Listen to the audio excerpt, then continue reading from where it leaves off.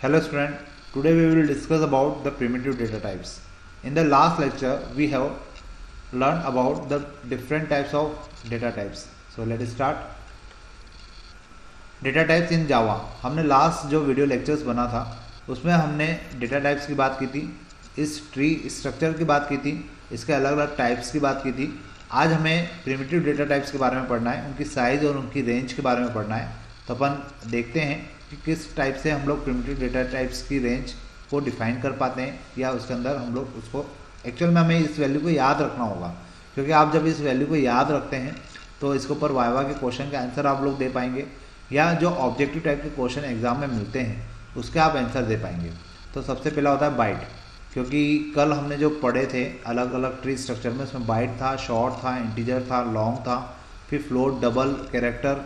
तो इन्हीं के बारे में हमें इनकी रेंज और डेटा टाइप्स की बात हमें करना है।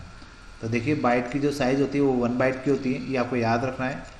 इसका डिस्क्रिप्शन अगर हम लोग देखें तो ये बाइट इंटीजर होता है, फिर इसकी जो रेंज होती है वो -128 से +127 तक की होती है।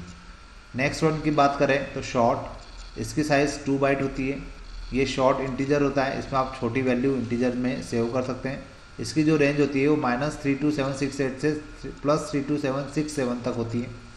नेक्स्ट होता है इंटीजर, जो कि 4 बाइट का होता है, इसको हम लोग इंटीजर बोलते हैं। इसमें अगर हमें कोई इंटीजर वैल्यू जो कि जिसकी साइज़ ज़्यादा है उसको सेव करना है, स्टोर करना है, तो हम लोग इंटीजर का यूज़ करते हैं। इसकी जो रेंज होती है -2^31 से 2^31 - 1 होती है। यहाँ से अगर आप लोग रेंज याद नहीं भी रखें तो एक बार चल जाएगा, लेकिन साइज़ आपको याद होना बहुत ज़रूरी है। इंटीजर की जो साइज़ होती है 4 बाइट होती है, लॉन्ग की जो साइज़ होती है वो 8 बाइट होती है, फ्लोट की जो साइज़ होती है वो 4 बाइट होती है, डबल की जो साइज़ होती है वो 8 बाइट होती है। लॉन्ग जो होता है वो इंटीजर का ही एक्सटेंडेड फॉर्म होता है।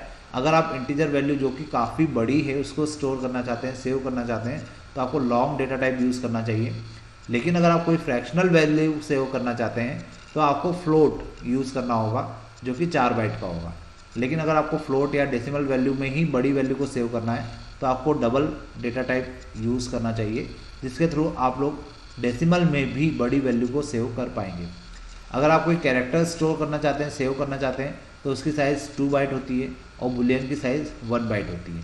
तो आपको ये साइज़ सभी की याद होना ज़रूरी है। ऑब्जेक्टिव टाइप के क्वेश्चन में इनके ऊपर क्वेश्चन पूछा जाता है। L suffix can be use to indicate the value as long.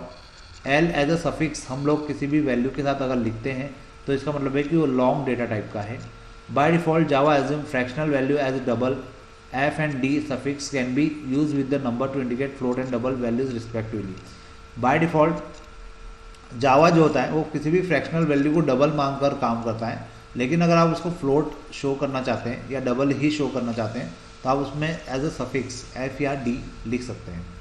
तो ये प्रिमिटिव डेटा टाइप्स थे और उनकी साइज़ के बारे में हमने बात की। स्टार्टिंग के बाइट और शॉर्ट की जो रेंज है वो एटलीस्ट आपको याद होना चाहिए, क्योंकि वो ज़रूरी है, कभी कभी ऑब्जेक्टिव में पूछ लिया जाता है। उसके बाद हम लोग बात करते हैं वर्किंग विद द वेरिएबल्स की। अब हम लोग वेरिएबल्स का यूज़ करना देखते हैं कि किस प्रकार से हम लोग वेरिएबल को यूज़ कर पाते हैं। अब variable is a named memory location which hold the value of a particular data type. Variable क्या होता है पहले भी हम लोग एक बार डिस्कस कर चुके हैं। वेरिएबल एक प्रकार का अरेंजमेंट होता है जिसमें हम लोग मेमोरी लोकेशन को, या जो मेमोरी हमने बुक की है या जो हम जिस मेमोरी में डेटा सेव करना चाहते हैं उसको हम पर्टिकुलर नेम प्रोवाइड करते हैं, जिसे हम लोग वेरिएबल नेम भी कहते हैं। तो वेरिएबल क्या हो जाएगा, एक नेम्ड मेमोरी लोकेशन हो जाएगी जिसके अंदर कोई पर्टिकुलर डेटा टाइप स्टोर होता है। जैसे अगर मुझे किसी वेरिएबल को डिक्लेयर करना है या इनिशियलाइज करना है तो मुझे क्या लिखना होगा, पहले डेटा टाइप लिखना होगा, ये उसका सिंटेक्स है, फिर उसके साथ वेरिएबल नेम लिखना होगा और साथ में हम लोग सेमी कॉलन लगाएंगे। जैसे एग्जाम्पल के तौर पर आप यहाँ देख सकते हैं इंटीजर एज, INT जो लिखा है वो डेटा टाइप है और एज जो है वो वेरिएबल का नाम है, और उसके बाद हमने क्या लगा दिया, सेमी कॉलन। मतलब एज नाम का एक वेरिएबल होगा, एक छोटा सा मेमोरी ब्लॉक होगा जिसकी जो साइज़ है वो साइज़ अभी हमने पीछे पढ़ी थी कि इंटीजर की जो साइज़ होती है 4 बाइट की होती है। तो इसके अंदर हम 4 बाइट तक का डेटा स्टोर कर सकते हैं जो कि इंटीजर फॉर्म में होगा, और वो इंटीजर फॉर्म में होगा तो ऑब्वियस है कि इंटीजर फॉर्म में अगर डेटा है तो आप उसको इन फ्यूचर अपनी प्रोग्रामिंग में यूज़ कर पाएंगे। नेक्स्ट डबल, ये भी एक डेटा टाइप है। इसके अंदर हमने जो वेरिएबल के नाम रखे हैं वो एक अमाउंट है और एक डिस्काउंट है।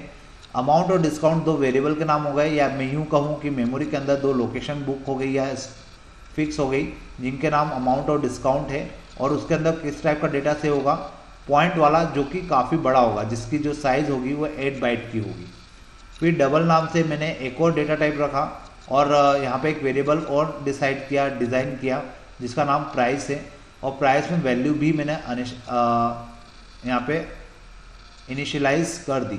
प्राइस में वैल्यू इनिशियलाइज करने का मतलब है कि प्राइस नाम का जो वेरिएबल मैंने लिया है उसमें मैंने वैल्यू को इंसर्ट कर दिया है, और वो वैल्यू कितनी है 214.70। फिर स्ट्रिंग नाम का डेटा टाइप है। स्ट्रिंग नाम का डेटा टाइप मतलब क्या हो गया, एक मेमोरी लोकेशन जिसमें डेटा सेव होगा और उस वेरिएबल का नाम है नेम, और उसके अंदर क्या सेव हो जाएगा, अमिताभ। उसके बाद लॉन्ग एक्स, लॉन्ग क्या है, अगेन डेटा टाइप है। एक्स क्या है, वेरिएबल का नाम है। इसके अंदर कैसा डेटा सेव होगा 25, और उसके पीछे मैंने एल एज अ सफिक्स लिखा है। एज अ एल सफिक्स लिखने से क्या होता है कि हमें यहाँ से पता चल जाता है कि ये जो डेटा टाइप है कैसा है, लॉन्ग टाइप का है। देन बाइट A=3, बाइट भी डेटा टाइप है, और ये क्या हो गया, वेरिएबल का नाम हो गया जिसके अंदर हमने वैल्यू असाइन की 3। Next is float, float again is a data type and x is a variable in which we are assigning a plus b. a plus b means the sum of a and b will be assigned to the x. By default all the numeric variables initialize with the 0. जब हम लोग जैसे हमने यहाँ पे as लिखा है इस स्टार्टिंग में, जो फर्स्ट डेटा टाइप हमने यहाँ पे लिखने की कोशिश की है, तो इस डेटा टाइप में एज नाम का जो वेरिएबल है, इनिशियल वैल्यू इसकी जो होती है वो 0 होती है, and character and reference variable with null. और अगर हमने कोई कैरेक्टर या रेफरेंस वेरिएबल का यूज़ किया है तो उसके अंदर बाय डिफ़ॉल्ट नल चला जाता है। बुलियन विद द फॉल्स, जो बुलियन वेरिएबल होते हैं, अगर उसके अंदर हमने कोई वैल्यू असाइन नहीं की है तो उसके अंदर बाय डिफ़ॉल्ट फॉल्स जाता है। क्लियर है? तो ये सारी वैल्यू पहले से प्री डिफाइंड होती है अगर हमने उनको कोई वैल्यू असाइन, मैनुअली कोई वैल्यू असाइन ना की हो। The keyword final can be use with the variable declaration to indicate constant. हम लोग एक फाइनल कीवर्ड का यूज़ कर सकते हैं जहाँ पे भी हम वेरिएबल को डिक्लेयर कर रहे हैं। वेरिएबल को डिक्लेयर करने के आगे फाइनल लिखने का मतलब होता है कि थ्रू आउट द प्रोग्राम उस वेरिएबल की वैल्यू को चेंज नहीं किया जा सकेगा। जैसे एग्जांपल डबल सर्विस टैक्स। अब यह सर्विस टैक्स जो है ये वेरिएबल का नाम है और हमने इसका डेटा टाइप रखा है डबल, और उसमें वैल्यू असाइन कर दी 0.020, और इसके आगे इस पूरे डिक्लेरेशन के आगे हमने लिख दिया है फाइनल। फाइनल लिख देने से क्या होगा कि अब थ्रू आउट द प्रोग्राम आप इस सर्विस टैक्स नाम के वेरिएबल की वैल्यू को चेंज नहीं कर पाएंगे, या कहीं पर भी कुछ कैलकुलेशन होगा तो वो कैलकुलेशन इस वैल्यू को चेंज नहीं कर पाएगा। तो इस प्रकार से हम लोग क्या कर सकते हैं, जो वेरिएबल्स हैं उनको डिक्लेयर कर सकते हैं उनके डेटा टाइप्स के साथ, और किसी डेटा टाइप्स का या किसी वेरिएबल को हम लोग value throughout the program fix रखना चाहते हैं तो हम लोग फाइनल कीवर्ड का यूज़ कर सकते हैं। Using variable and J text field. अब देखिए जब हम लोग कोडिंग करते हैं तो उसके अंदर कुछ अलग अलग फील्ड का हम लोग यूज़ करते हैं, और वो जो फील्ड हम लोग यूज़ कर रहे हैं वो हमें यूज़ करते समय उनके लिए हमें मेथड्स को भी कॉल करना होता है। मेथड्स क्या होती है, मेथड एक्चुअल में पहले से प्री डिफाइंड कुछ फंक्शंस होते हैं जो कि जावा की लाइब्रेरी फंक्शंस के अंदर रखे जाते हैं, और जैसी हमारी रिक्वायरमेंट होती है हम उनको कॉल करते हैं ताकि वो फंक्शन का हम लोग डायरेक्टली यूज़ कर सकते हैं। In GUI application often we require to store the value of the text field to save and vice versa. यहाँ पे हम GUI एप्लीकेशन का यूज़ करते हैं ताकि हम लोग क्या कर सकें, टेक्स्ट फील्ड के अंदर वैल्यू को स्टोर कर सकें। और इस प्रकार की हम लोग 3 मेथड्स का यूज़ करते हैं। एक होती है गेट टेक्स्ट। ये मेथड आपको हम जब फर्स्ट एप्लीकेशन बनाएंगे उसी में आपको गेट टेक्स्ट मेथड मिलेगी। गेट टेक्स्ट मेथड जो होती है, it return the text stored in the text based GUI component like text field, text area, button, label, checkbox, radio button etcetera in the string type. जो gate text method है वो आपको text based GUI component के ऊपर लगाने के लिए दी जाती है या होती है, जिसका यूज़ हम लोग टेक्स्ट फील्ड में, टेक्स्ट एरिया में, बटन में, लेबल में, चेकबॉक्स में या रेडियो बटन्स के साथ करते हैं। और ये स्ट्रिंग टाइप का डेटा इसके अंदर स्टोर किया जाता है। जैसे string str1 string data type है, str1 वेरिएबल का नाम है। अब जे टेक्स्ट फील्ड, आपने हो सकता है एप्लीकेशन में एक टेक्स्ट फील्ड ली हो जिसका नाम होगा जे टेक्स्ट फील्ड 1, उसके ऊपर आपने डॉट लगा के गेट टेक्स्ट मेथड लगा दी तो यूज़र जो भी वैल्यू यहाँ पे एंटर करेगा वो बाय डिफ़ॉल्ट, मतलब जे टेक्स्ट फील्ड 1 जो कि आपने टेक्स्ट फील्ड ली थी उसके अंदर जो वैल्यू यूज़र एंटर करेगा वो str1 के अंदर चली जाएगी, इस वेरिएबल के अंदर चली जाएगी और इसका डेटा टाइप क्या है, स्ट्रिंग है। नेक्स्ट होती है पार्स। हम लोग पार्स मेथड का यूज़ करते हैं और पार्स मेथड के भी हम लोग अलग अलग टाइप, अलग अलग मेथड यूज़ करते हैं। जैसे this method convert textual data from the GUI component into the numeric type. जब पार्स मेथड का हम लोग यूज़ करते हैं तो इसका कारण ये होता है कि जो भी टेक्सुअल डेटा हम लोग GUI कंपोनेंट के अंदर डाल रहे हैं उसको न्यूमेरिक फॉर्म में कन्वर्ट करना। जैसे अगर हमने लिखा बाइट डॉट पार्स बाइट और इसके अंदर हमने स्ट्रिंग एस प्रोवाइड कर दी, तो यूज़र ने यहाँ पे जो भी स्ट्रिंग दी होगी, जो भी वैल्यू इंटर की होगी वो बाइट के फॉर्म में कन्वर्ट हो जाएगी। शॉर्ट डॉट पार्स शॉर्ट लिखा तो यहाँ पे यूज़र ने जो भी स्ट्रिंग हमें असाइन की होगी या स्ट्रिंग हमें दी होगी वो शॉर्ट टाइप के डेटा टाइप में असाइन हो जाएगी या शॉर्ट टाइप के इंटीजर में चेंज हो जाएगी। Then integer dot parse int, ये यहाँ पर भी यूज़र क्या करेगा, कोई value as a string insert करेगा और वो वैल्यू कन्वर्ट हो जाएगी इंटीजर टाइप के वैल्यू में या इंटीजर में कन्वर्ट हो जाएगी। उसके बाद लॉन्ग के लिए हम लोग long dot parse long use करते हैं। फ्लोट के लिए, डेसिमल वैल्यू के लिए हम float dot parse float use करते हैं। ये फ्लोट डॉट पार्स फ्लोट हमें हर प्रोग्राम में स्टार्टिंग के 1 2 3 प्रोग्राम में इस मेथड का यूज़ करना है। और ये जो वैल्यू, ये जो फंक्शन होगा, ये जो मेथड होगी, ये यूज़र से स्ट्रिंग एज अ स्ट्रिंग कोई वैल्यू एक्सेप्ट करेगी और उसके बाद उसको कन्वर्ट कर देगी फ्लोट टाइप की वैल्यू में। अगर आपने बाय डिफ़ॉल्ट फ्लोट वैल्यू डाली तो कोई दिक्कत नहीं, लेकिन अगर आपने उसकी जगह कोई स्ट्रिंग डाली तो उस स्ट्रिंग को वो कन्वर्ट कर देगी फ्लोट में। उसके बाद डबल होता है, डबल में कन्वर्ट करने के लिए। अब जैसे एग्जांपल यहाँ दिया हुआ है, integer as, integer data type हो गया, एज आपका वेरिएबल का नाम हो गया। अब integer dot parse int method जो है वो क्या कर रही है, जे टेक्स्ट फील्ड में जो यूज़र ने वैल्यू डाली उसको गेट टेक्स्ट के थ्रू हम एक्सेप्ट कर रहे हैं और उसको एक्सेप्ट करने के बाद उसको कन्वर्ट कर रहे हैं इंटीजर में, इंटीजर टाइप के डेटा टाइप में, और फिर उसको असाइन कर देते हैं इंटीजर नाम के वेरिएबल के अंदर। वैसे ही जैसे अभी हमने गेट टेक्स्ट पढ़ा, वैसे ही एक सेट टेक्स्ट मेथड होती है। This method stored string into the GUI component. इस मेथड का हम लोग यूज़ करते हैं GUI कंपोनेंट के ऊपर हमारे टेक्स्ट को दिखाने के लिए या शो करने के लिए। J text field 1 dot set text Amitabh, अगर मैंने एक टेक्स्ट फील्ड ली उसके ऊपर सेट टेक्स्ट मेथड को अप्लाई किया और इसकी स्ट्रिंग के अंदर, सेट टेक्स्ट के अंदर जो इन्वर्टेड कॉमा होते हैं उसके अंदर अगर मैंने मेंशन कर दिया अमिताभ या किसी का नाम लिख दिया तो वो कंटेंट एज इट इज़ हमें एप्लीकेशन के ऊपर कंपोनेंट के अंदर दिखाई देगा। जे लेबल 1 डॉट सेट टेक्स्ट, अगर आपने जे लेबल 1 के साथ सेट टेक्स्ट मेथड को अप्लाई किया तो यहाँ पर हमें क्या दिखाई देगा, पेमेंट मेथड दिखाई देगी, या इन्वर्टेड कॉमा के साथ पेमेंट के अंदर जो वेरिएबल आपने यूज़ किया है वो वैल्यू हमें इन्वर्टेड कॉमा के अंदर दिखाई देगी।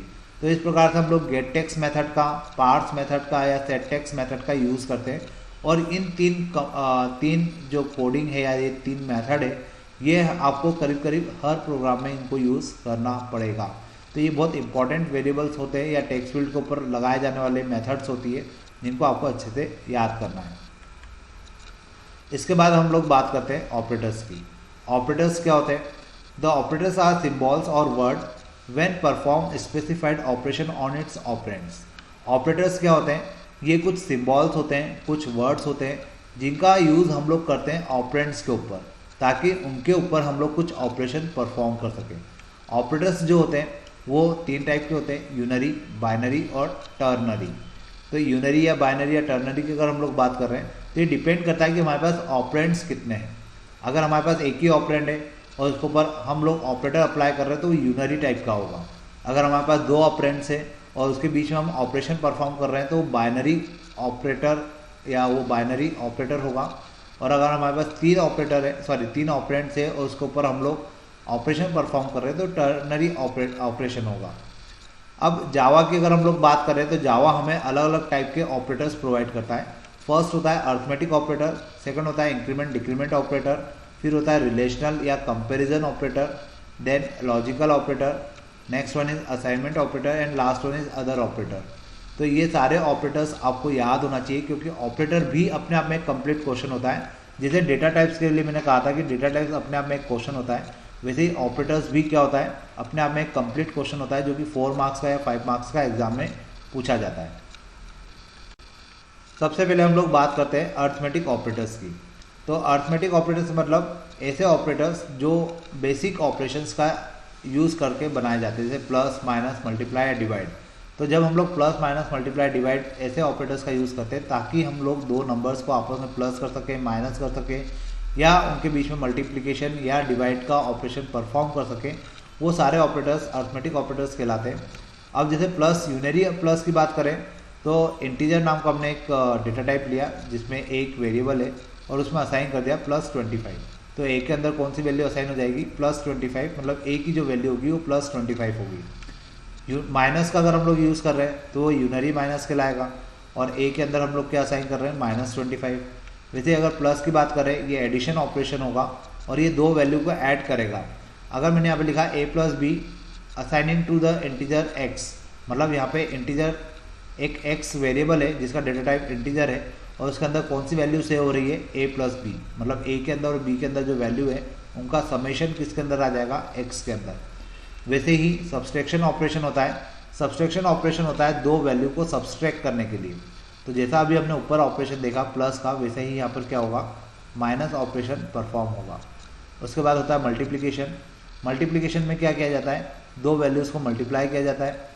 इसमें हम लोग a और b की वैल्यू को आपस में मल्टीप्लाई कर देंगे और उसको असाइन कर देंगे x में।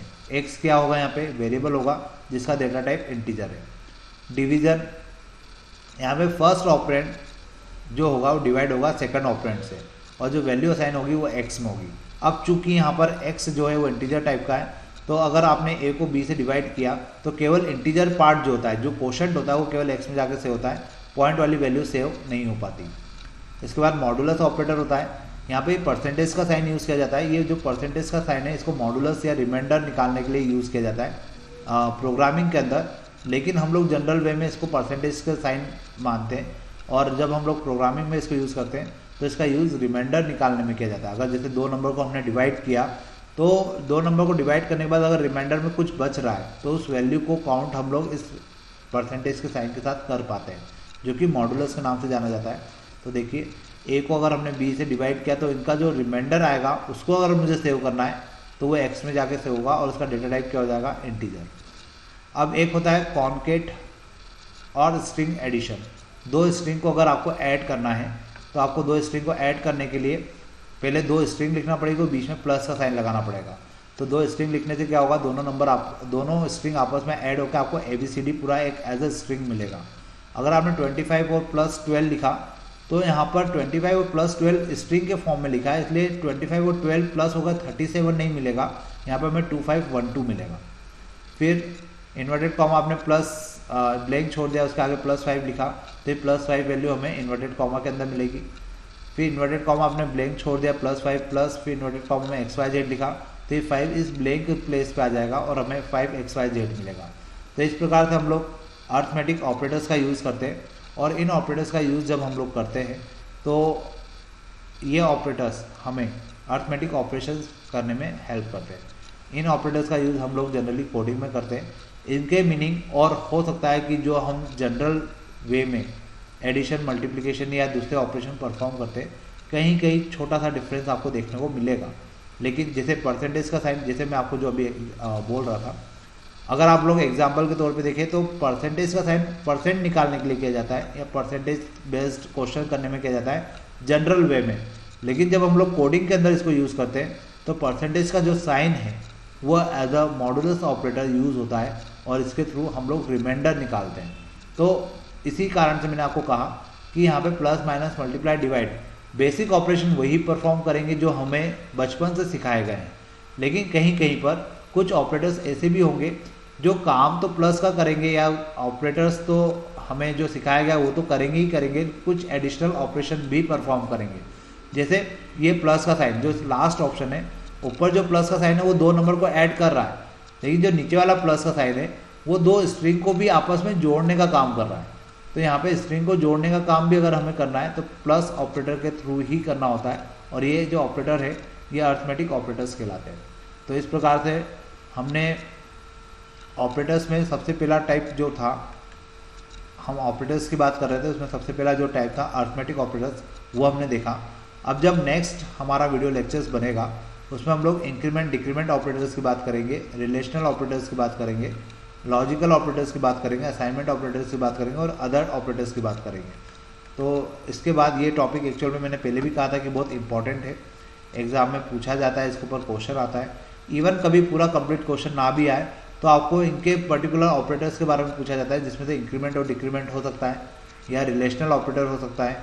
तो आपको इनको पूरा टॉपिक याद करना है, और पूरा टॉपिक याद करने के बाद आप किसी भी पर्टिकुलर टॉपिक पे भी अगर क्वेश्चन आ जाए तो आप इजीली लिख पाएंगे। तो ये ऑपरेटर वाला टॉपिक थोड़ा सा इंपॉर्टेंट है, इसको आप ध्यान से करिएगा। अब अपन देखते हैं नेक्स्ट लेक्चर, अपन मिलते हैं नेक्स्ट लेक्चर में। इंक्रीमेंट एंड डिक्रीमेंट ऑपरेटर्स, हम लोगों ने जैसे लास्ट वीडियो लेक्चर जो बना था उसमें हमने ऑपरेटर्स की बात की थी, और ऑपरेटर्स में हमने अरिथमेटिक ऑपरेटर्स पढ़ लिया था। आज हमें बात करना है इंक्रीमेंट और डिक्रीमेंट ऑपरेटर्स की। तो इंक्रीमेंट और डिक्रीमेंट ऑपरेटर्स होते क्या है? एक्चुअल में जब हमें किसी वैल्यू को, किसी वेरिएबल के अंदर की किसी वैल्यू को अगर ऐड करना है तो हम लोग अरिथमेटिक ऑपरेटर्स का यूज़ करते हैं। माइनस करना है तो जो माइनस ऑपरेटर है उसका यूज़ करते हैं। मल्टीप्लाई करना है तो मल्टीप्लिकेशन ऑपरेटर्स का यूज़ करते हैं।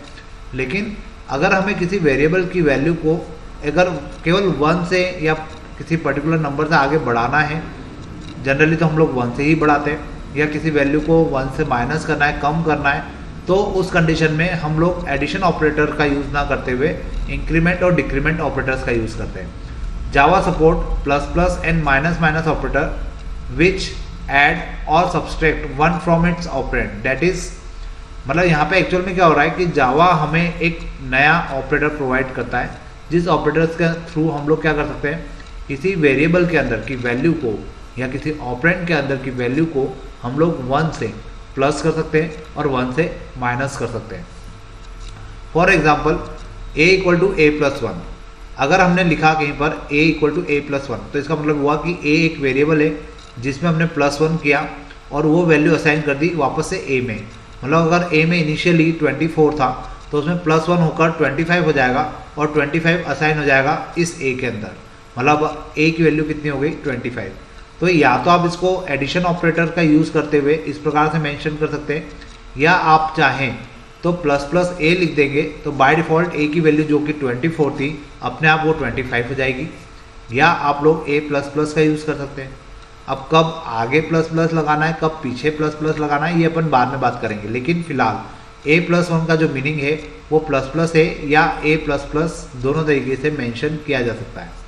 वैसे ही अगर a की वैल्यू को आपको माइनस करना है, 1 से पीछे लेके जाना है, तो आपको क्या लिखना होगा? अगर माइनस ऑपरेटर का आप यूज़ कर रहे हैं तो आपको लिखना होगा a-1। जैसे a की इनिशियल वैल्यू 24 थी तो -1 करने से क्या हुआ, a की वैल्यू 23 हो गई, मतलब 1 से माइनस हो गई और वो वैल्यू असाइन हो गई वापस से a में। तो अब फाइनली a के अंदर हमें क्या मिलेगा? 23 मिलेगा। लेकिन अगर आप इस ऑपरेटर का यूज़ नहीं करना चाहते तो हम लोग डिक्रीमेंट ऑपरेटर का यूज़ करते हैं और यहाँ पे a के आगे लिख देते हैं माइनस माइनस, या a के पीछे की तरफ लिख देते हैं माइनस माइनस। तो इस प्रकार से क्या होता है कि आपका जो ऑपरेटर है उसका इंक्रीमेंट या डिक्रीमेंट ऑपरेटर का हम लोग यूज़ कर पाते हैं। अब हमने यहाँ पे प्लस प्लस a लिखा या a प्लस प्लस लिखा, माइनस माइनस a लिखा या a माइनस माइनस लिखा, तो ये जो ऑपरेटर है प्लस प्लस या माइनस माइनस, अगर ये आगे लगाए जा रहे हैं तो इन्हें प्री ऑपरेटर या प्री इंक्रीमेंट ऑपरेटर या प्री डिक्रीमेंट ऑपरेटर कहा जाता है।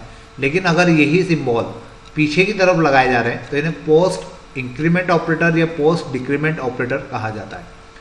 प्लस प्लस ए और minus minus a, it is called as increase और decrease before use, and a plus plus और ए माइनस माइनस इंक्रीज और डिक्रीज आफ्टर यूज। अब इनका भी अपने आप का एक मीनिंग होता है कि अगर आपने ए प्लस प्लस मतलब प्लस प्लस आपने आगे लिखा है तो a का यूज़ होने के पहले उसकी वैल्यू क्या हो जाएगी? 1 से बढ़ जाएगी। और अगर आपने a माइनस माइनस a लिखा है तो यहाँ पर भी यही होगा, a का किसी एक्सप्रेशन में यूज़ होने के पहले a की वैल्यू 1 से माइनस हो जाएगी। अगर आपने a प्लस प्लस लिखा तो इसका मीनिंग है कि किसी एक्सप्रेशन में अगर a प्लस प्लस लिखा है तो a की वैल्यू जो इनिशियल है पहले वही कैलकुलेट होगी, बाद में ऑपरेशन होने के बाद a की वैल्यू 1 से आगे बढ़ जाएगी। वैसे ही a माइनस माइनस लिखने का मतलब है कि किसी एक्सप्रेशन में अगर a माइनस माइनस लिखा हुआ है तो a की वैल्यू का कैलकुलेशन जो कि इनिशियल वैल्यू जो थी उसी के साथ होगा, और बाद में कैलकुलेशन हो जाने के बाद a की वैल्यू 1 से माइनस हो जाएगी। तो हम लोग पोस्ट ऑपरेशन और प्री ऑपरेशन का यूज़ करते हैं, या पोस्ट इंक्रीमेंट या प्री इंक्रीमेंट, पोस्ट डिक्रीमेंट या प्री डिक्रीमेंट इन ऑपरेटर्स का यूज़ करते हैं जैसी हमारी रिक्वायरमेंट होती है। अब जैसे एग्जांपल के तौर पे देखें तो हमें यहाँ पे p की वैल्यू फाइंड करना है, जबकि इनिशियली n की वैल्यू कितनी है 8 है और p की वैल्यू 4 है।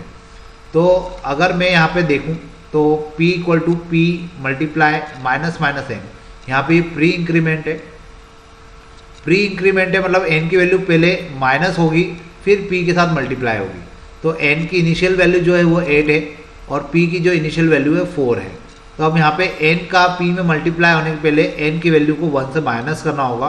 तो n की वैल्यू 8 होने के कारण अब हो जाएगी 7 इंटू p के अंदर है 4, तो 7 इंटू 4 हो जाएगा 28। तो फाइनली हमें p के अंदर कितना मिलेगा 28 मिलेगा। लेकिन अगर आपने ये माइनस माइनस का जो सिंबल है या जो डिक्रीमेंट ऑपरेटर है इसको प्री डिक्रीमेंट करने के बजाय पोस्ट डिक्रीमेंट कर दिया, तो यहाँ पर n की जो वैल्यू है 8 और p की जो वैल्यू है 4 वो आपस में मल्टीप्लाई हो जाएगी और हमें फाइनली p में क्या मिलेगा 32 मिलेगा। और इसके बाद n की वैल्यू 1 से माइनस हो जाएगी, मतलब इसके बाद जो n की वैल्यू होगी वो हो जाएगी 7। तो इस प्रकार से प्री इंक्रीमेंट और पोस्ट इंक्रीमेंट या पोस्ट डिक्रीमेंट या प्री डिक्रीमेंट का हम लोग एज अ ऑपरेटर यूज़ करते हैं।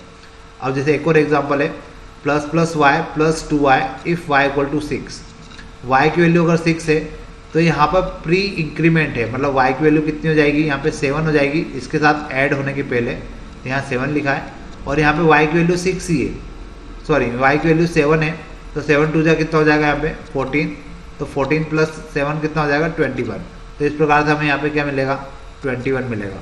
तो वैल्यू का इंक्रीमेंट होना और डिक्रीमेंट होना इंक्रीमेंट और डिक्रीमेंट ऑपरेटर के ऊपर डिपेंड करता है। उसमें भी फिर हमारे पास दो टाइप होते हैं, प्री इंक्रीमेंट और पोस्ट इंक्रीमेंट या प्री डिक्रीमेंट या पोस्ट डिक्रीमेंट। तो आपको इन कंसेप्ट को ध्यान से समझना है क्योंकि इसके ऊपर क्वेश्चन पूछे जाते हैं। अब हम लोग चलते हैं नेक्स्ट जो ऑपरेटर है उसके ऊपर। नेक्स्ट ऑपरेटर है relational operator. Relational operator returns true और false as per the relation between the operands.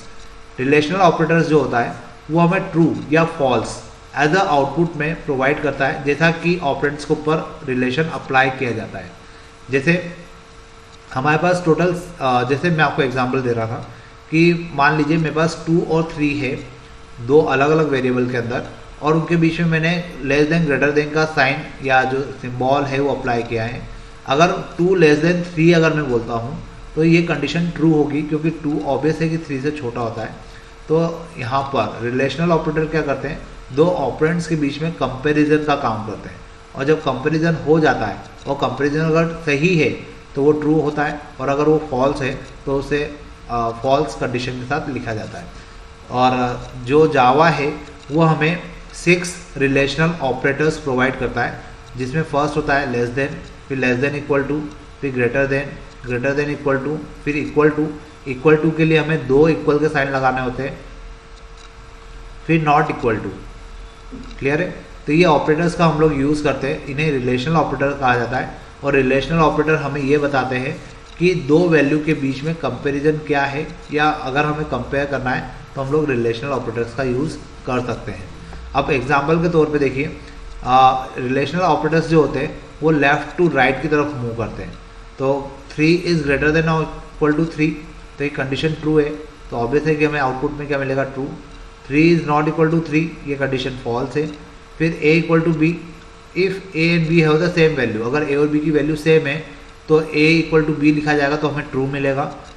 a is less than b, b is less than c and is greater than equal to a less than b less than c, तो ये भी true होगा अगर a सबसे smallest है तो इस प्रकार से हम लोग क्या कर सकते हैं, रिलेशनल ऑपरेटर्स का यूज़ कर सकते हैं। और जब रिलेशनल ऑपरेटर्स का यूज़ करते हैं तो जावा के अंदर कोडिंग करते समय हम लोग दो वेरिएबल को भी आपस में कंपेयर करके उनकी वैल्यू को फाइंड आउट कर सकते हैं। तो रिलेशनल ऑपरेटर्स जनरली जो होते हैं कोडिंग में यूज़ में आते हैं, और इनकी हमें बार बार जब हम लोग कंडीशन लगाते हैं, फॉर लूप लगाते हैं, या जो लूपिंग स्ट्रक्चर यूज़ करते हैं, डिसीजन मेकिंग जो फ्लो चार्ट होता है, वहाँ पे हमें इसकी बहुत ज़रूरत पड़ती है। तो ये एक इम्पॉर्टेंट टॉपिक है। अब इसके बाद हम लोग देखते हैं लॉजिकल ऑपरेटर्स। लॉजिकल ऑपरेटर्स क्या करते हैं, logical operators return the true और false as per the conditions of the operands. These are used to design more complex condition Java offer the following 5 binary and 1 unary logical operators. जो Java है वो हमें logical operators भी provide करता है। Logical operators का मतलब होता है कि मान लीजिए 2 कंडीशन है, दोनों कंडीशन का होना जरूरी है, उसको हम लोग एंड ऑपरेटर बोलते हैं, ठीक है। और 2 कंडीशन में से कोई एक का होना कंपलसरी हो या कोई एक कंडीशन हो जाए तो उसके लिए हम लोग और ऑपरेटर यूज़ करते हैं। 2 कंडीशन में से एक भी कंडीशन ना हो तो उसके लिए नॉट ऑपरेटर यूज़ किया जाता है। फिर बीटवाइज ऑपरेटर्स यूज़ किए जाते हैं, बीटवाइज और ऑपरेटर यूज़ किए जाते हैं, बीटवाइज एक्सक्लूसिव ऑपरेटर्स यूज़ किए जाते हैं। तो ये ऑपरेटर्स के नाम हैं, इनका यूज़ स्टार्टिंग के 3 ऑपरेटर तो हम लोग यूज़ करेंगे भी सही, लेकिन आखिरी के जो 3 हैं, स्टार्टिंग के 3 हम लोग यूज़ करेंगे, आखिरी के जो 3 हैं वो हमें यूज़ करने में नहीं आएंगे, क्योंकि हम लोग कोडिंग पार्ट पे इतना स्ट्रॉन्ग पार्ट पे हम लोग नहीं जाते। लेकिन जब आप जावा के अंदर कोडिंग करेंगे, बहुत ज़्यादा डिटेल डीप में जाएंगे, तो आपको बीटवाइज ऑपरेटर्स को भी यूज़ करना पड़ेगा। तो देखिए यहाँ पे टेबल के अंदर आप लोग देख सकते हैं $M% के जो साइन है इन्हें एंड ऑपरेटर कहा जाता है, और इसका मीनिंग होता है कि x एंड y का मतलब है कि x और y का दोनों का होना कंपलसरी है, तभी वो कंडीशन क्या होगी, ट्रू होगी। फिर डबल स्ट्रेट लाइन अगर जो है उसको हम लोग और ऑपरेटर बोलते हैं, और अगर ये 2 वेरिएबल के बीच में लगाया गया है तो इसका मतलब है कि या तो x हो या y हो या दोनों हो, तब भी कंडीशन क्या होगी, ट्रू होगी। फिर ये नॉट का ऑपरेटर है, इसका अगर हम लोग यूज़ करें नॉट x तो ये x को हमेशा क्या बताएगा, फॉल्स बताएगा। फिर बीटवाइज एंड होता है, बीटवाइज और होता है, और एक्सक्लूसिव और होता है। ये 3 ऑपरेटर जो होते हैं ये बीट के ऊपर अप्लाई होते हैं, इसलिए हम लोग इसको इतना डिटेल में नहीं जाते, क्योंकि ये बहुत डीप स्टडी करने पर हमें इनकी ज़रूरत पड़ती है।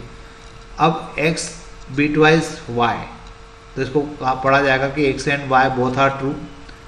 फिर बीटवाइज और x bitwise y, either x और y इज ट्रू। तो आपको आखिरी के 3 सिंबल केवल याद रखना है, और उनके सिंबल याद रखने के बाद उनका नाम याद रखना है। लेकिन स्टार्टिंग के जो 3 सिंबल है उनका हम लोग यूज़ भी करेंगे, और कोडिंग में हम लोग इनको देखेंगे कि किस प्रकार से काम करते हैं। अब देखिए एग्जाम्पल भी मेंशन है, एग्जाम्पल से भी हम लोग समझ सकते हैं 5 इज़ ग्रेटर देन 8 और 5 इज़ लेस देन 2। तो दोनों ही कंडीशन यहाँ पे क्या हो रही है, फॉल्स हो रही है, क्योंकि 5 8 से बड़ा नहीं होता और 5 2 से छोटा नहीं होता। तो अगर दोनों ही कंडीशन ट्रू हो रही है तो यहाँ पे हम इंडिविजुअल कंडीशन देखेंगे, क्योंकि बीच में क्या लगा है, और लगा है। अब 6 is less then 9 and 4 is greater then 2। तो 9 भी बड़ा होता है और 4 भी बड़ा होता है, तो दोनों ही कंडीशन ट्रू है, इसलिए इसको हम लोग ट्रू लिखेंगे। Not equal to factorial 5 equal to 0। अब फैक्टोरियल 5 अगर हम लोग निकालते हैं तो इसकी वैल्यू 120 होती है, और 120 0 के इक्वल होता है, ऐसा नहीं है, तो ये फॉल्स हो जाएगा। फिर 1 इज इक्वल टू 0 और 0 equal to 1, sorry 0 is greater than 1।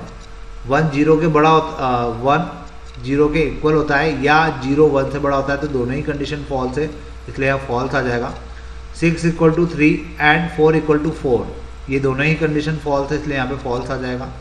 5 greater than 9, ये क्या है, कंडीशन फॉल्स है, लेकिन उसके आगे ट्रू नॉट लगा है, तो जो फॉल्स कंडीशन है उसका अपोजिट मतलब ट्रू हो जाएगा। तो इस प्रकार से यहाँ पे हमें क्या मिलेगा, ट्रू मिलेगा। तो इस प्रकार से हम लोग क्या कर सकते हैं, लॉजिकल ऑपरेटर्स का यूज़ कर सकते हैं, और ये ऑपरेटर्स हम लोग जब कोडिंग करेंगे तो उसमें भी हमें काम आएंगे। इसके बाद हम बात करते हैं असाइनमेंट ऑपरेटर्स की। तो असाइनमेंट ऑपरेटर्स जो होते हैं इसको जनरली इक्वल का, सिंगल इक्वल के साइन से डिनोट किया जाता है, और असाइनमेंट ऑपरेटर्स का काम होता है कि राइट हैंड साइड की जो वैल्यू है उसको लेफ्ट हैंड साइड के वेरिएबल में असाइन करना। जैसे एग्जांपल के तौर पे देखिए, यहाँ पे जो 5 है वो असाइन हो रहा है किसमें, x में। x कौन है, एक वेरिएबल है जो कि इंटीजर टाइप का है। फिर x प्लस वाई जो है वो वैल्यू प्लस होकर असाइन हो रही है z के अंदर, और x प्लस वाई क्या है, एक इंटीजर वैल्यू होगी जिसका सम होगा और वो किस में असाइन हो जाएगी, z के अंदर। तो इस प्रकार से हम लोग असाइनमेंट ऑपरेटर्स का यूज़ करते हैं, और असाइनमेंट ऑपरेटर्स किस काम में आते हैं, जो राइट हैंड साइड की वैल्यू है उसको हम लेफ्ट हैंड साइड के वेरिएबल में असाइन कर देते हैं। Java offer some special shorthand assignment operators which are use to assign value on a variable. Java हमें अलग अलग असाइनमेंट ऑपरेटर्स प्रोवाइड करते हैं, जिसका यूज़ हम लोग कहाँ करते हैं, वैल्यू को असाइन करने में। जैसे y की वैल्यू x के साथ प्लस हो जाएगी, और वो कायम में किस में असाइन हो जाएगा, x में। इसको अगर हम लोग प्रॉपरली देखें तो x और y प्लस हो गए, वैल्यू असाइन हो गई x में। तो ये प्लस और इक्वल, मतलब ये जो है ये भी असाइनमेंट ऑपरेटर है, लेकिन असाइनमेंट होने के पहले y की वैल्यू किस में प्लस हो रही है, x में। फिर माइनस इक्वल का अगर अपन साइन यूज़ कर रहे हैं, ऑपरेटर यूज़ कर रहे हैं, तो ये ऑपरेटर क्या करेगा, x की वैल्यू में से पहले y को माइनस करेगा और फिर जो वैल्यू आएगी उसको फाइनली x में असाइन कर देगा। तो इस प्रकार से हम लोग कोडिंग में थोड़ा कुछ पार्ट लिखने से बच जाते हैं। इसके बाद होता है मल्टीप्लाई इक्वल। जो मल्टीप्लाई इक्वल का साइन है या ऑपरेटर है, ये क्या करता है, x और y की वैल्यू को मल्टीप्लाई कर देता है और वैल्यू को किस में असाइन कर देता है, x में। तो हमें फाइनली मिलता है x equal to x multiply y। फिर डिवाइड इक्वल क्या करता है, x की वैल्यू को y से डिवाइड कर देता है और असाइनमेंट कर देता है किसके अंदर, x के अंदर। तो x y से डिवाइड होता है, जो वैल्यू होती है कोशंट की वो जाती है x के अंदर। फिर मॉडुलस इक्वल, मॉडुलस क्या करता है, x और y को डिवाइड करता है और उसका जो रिमाइंडर आता है उसको असाइन करता है x के अंदर। तो x और y का जो रिमाइंडर होगा वो किस में असाइन हो जाएगा, x में असाइन हो जाएगा। और इस प्रकार से हम लोग यहाँ पे क्या कर पाएंगे, वैल्यू को असाइन कर पाएंगे। तो x माइनस इक्वल टू 10 अगर लिखा है तो जो 10 है वो किस में असाइन हो जाएगा, x की जो एडिशनल वैल्यू पहले से दी गई है या प्री डिफाइंड वैल्यू है उसमें 10 क्या हो जाएगा, माइनस हो जाएगा और फिर वो वैल्यू असाइन हो जाएगी x के अंदर। फिर यहाँ पर x के अंदर ही जो 10 है, मतलब ये जो भी मैंने आपको एक्सप्लेन किया वही वैल्यू आपको यहाँ पे देखने को मिलेगी। उसके बाद y का जो मॉडुलस है वो x के साथ निकाला जाता है।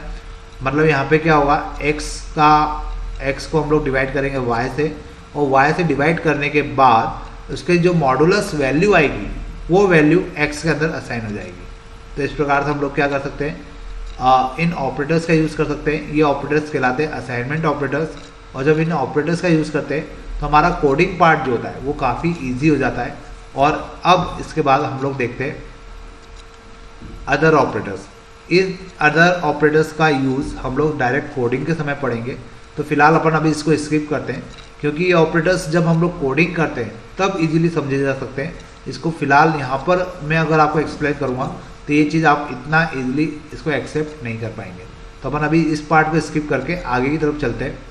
अब ऑपरेटर्स का प्रेसिडेंस हमें याद रखना होता है कि कौन सा ऑपरेटर कब कहाँ से किस प्रकार से उनका मतलब प्रायोरिटी होगी, कौन सा ऑपरेटर पहले परफॉर्म होगा, कौन सा ऑपरेटर कहाँ पे परफॉर्म होगा, कहाँ पे वैल्यू असाइन करेगा, ये ऑपरेटर्स प्रेसिडेंस कहलाता है। और ये हमें याद होना चाहिए। ये पूछा नहीं जाता, लेकिन जब आप लोग एक्सप्रेशन लिखते हैं जावा की कोडिंग के अंदर तो उस कंडीशन में इन ऑपरेटर्स का प्रेसिडेंस अगर आपको याद है तो आप लोग जल्दी से आंसर दे पाएंगे। तो देखिए यहाँ पे जैसे एग्जाम्पल के तौर पे है y equal to 6 + 4 divided by 2। अब जितने यूज़र होंगे या जो प्रोग्रामर होंगे जिनको बोर्ड मास का रूल नहीं पता होगा वो क्या करेंगे, पहले 6 और 4 को प्लस कर देंगे और फिर डिवाइड बाय 2 कर देंगे। तो उनके हिसाब से जो आंसर आना चाहिए वो 5 आना चाहिए। लेकिन अगर जिनको नॉलेज है या जिनको बोर्ड मास का रूल पता है उनको पता होगा कि डिवाइड का ऑपरेशन पहले परफॉर्म होता है और हमें पहले 4 को 2 से डिवाइड करना होगा, फिर जाके हमारा 6 उसके अंदर प्लस होगा, तब इसलिए हमें जो आंसर मिलेगा वो कितना मिलेगा, 8 मिलेगा। तो ये जो कंसेप्ट है ये बोर्ड मास का रूल कहलाता है और ये कंसेप्ट आप लोगों ने मैथ्स के अंदर पढ़ा होगा।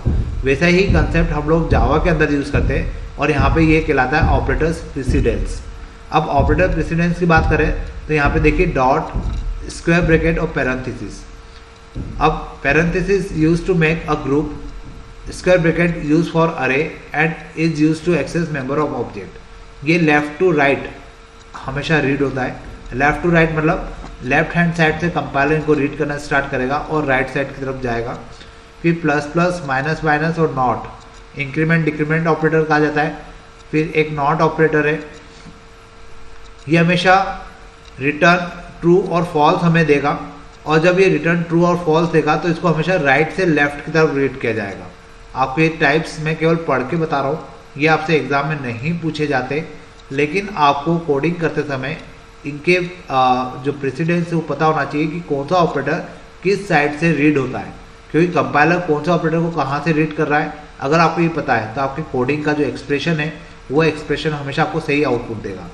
फिर new is use to create object. New जो कीवर्ड है इसका हम लोग किसी ऑब्जेक्ट को क्रिएट करने में यूज़ करते हैं और ये is use to convert data into other type. इसका यूज़ हम लोग क्यों करते हैं ताकि अगर कोई डेटा टाइप हमने पहले डिफाइन किया था, अब हम उसको दूसरा डेटा टाइप देना चाहते हैं तो हमें न्यू यूज़ करना पड़ता है। और ये राइट टू लेफ्ट की तरफ मतलब कंपाइलर इसको रीड करता है।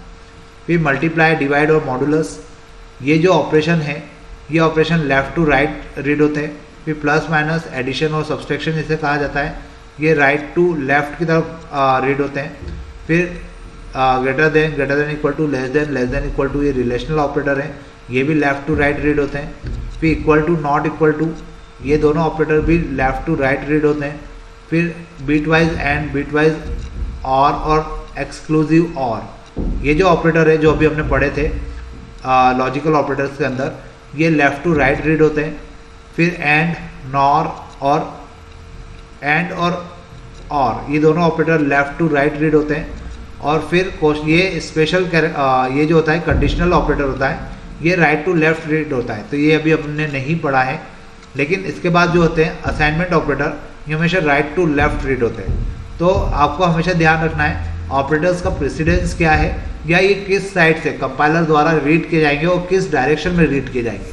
क्योंकि अगर आपको इनका डायरेक्शन पता होगा तो आपका कोडिंग पार्ट स्ट्रॉन्ग भी होगा और आपका जो एक्सप्रेशन है उसका आंसर भी सही आएगा। तो आज ये हमारा ऑपरेटर वाला पार्ट यहाँ पे ख़त्म हो जाता है। इसके बाद वाला जो वीडियो लेक्चर होगा उसमें हम लोग एक्सप्रेशन की बात करेंगे और जो ऑपरेटर्स हमने पढ़े हैं उन ऑपरेटर्स को अप्लाई करना सीखेंगे। तो फिलहाल आज के लिए अपन इतने ही रखते हैं। Thank you.